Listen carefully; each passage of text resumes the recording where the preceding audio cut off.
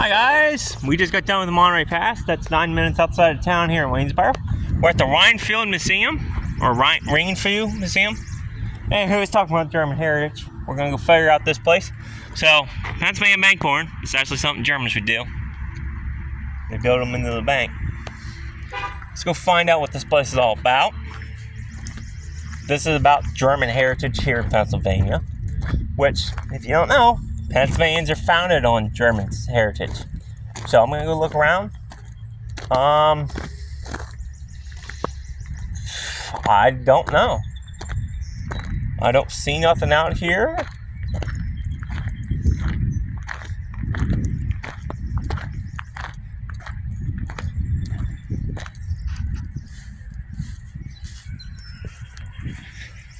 Beehive Bake Oven, originally built on a farm off Ridley Road in Waynesboro, donated by the Peter family, just relocated to Rinfield and built in 2015. This bake oven is an important instrument of how the royal family would have baked in the early 1800s. So, there.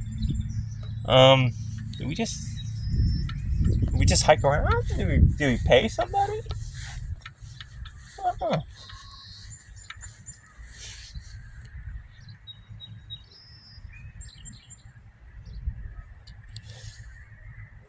I'm gonna go check out the front here. This barn. Then we're gonna head back down the lane and check that out.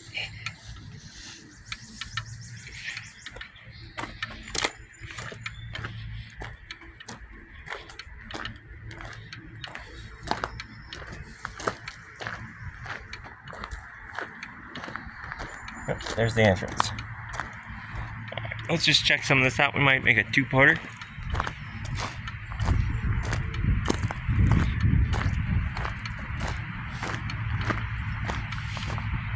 So, it looks like that's their main office right in there. You gotta love some of these buildings. And it goes all the way back there.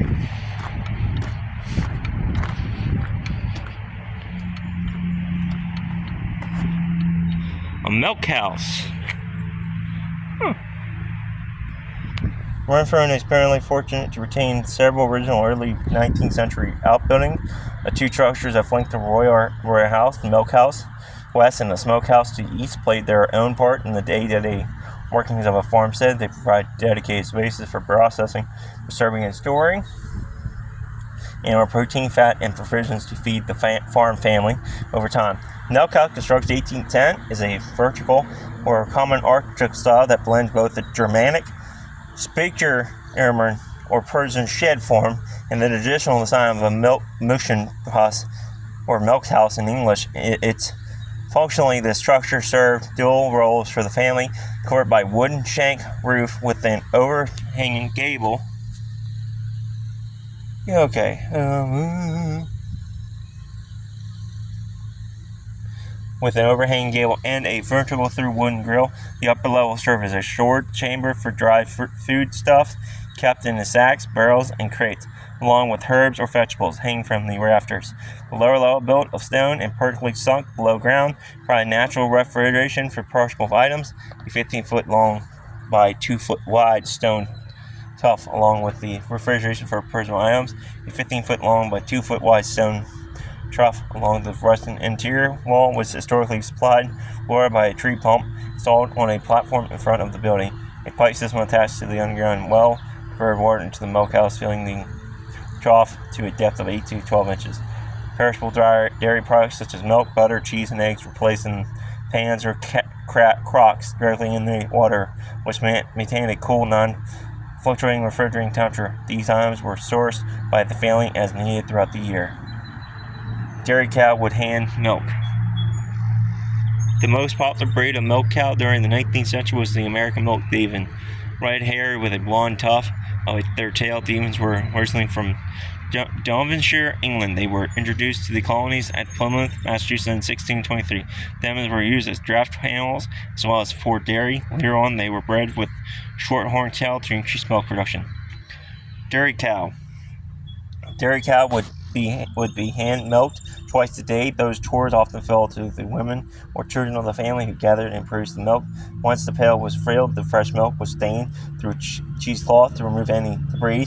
Poured into wide, shallow milk pans, the liquid was left to set inside a cool location, such as the milk house, allow the fatty cream to rise to the top.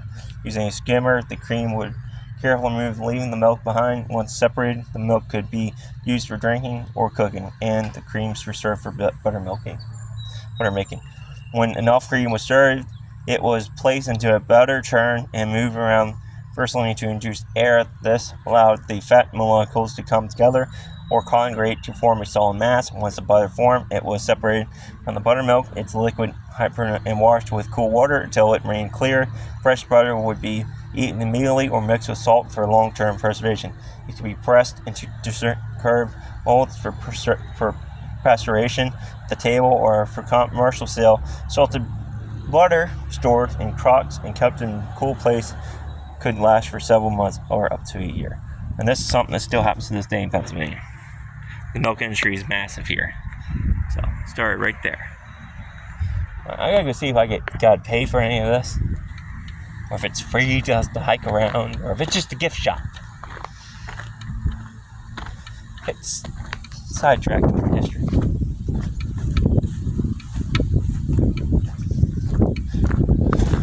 Well, let's go find out what this is all about.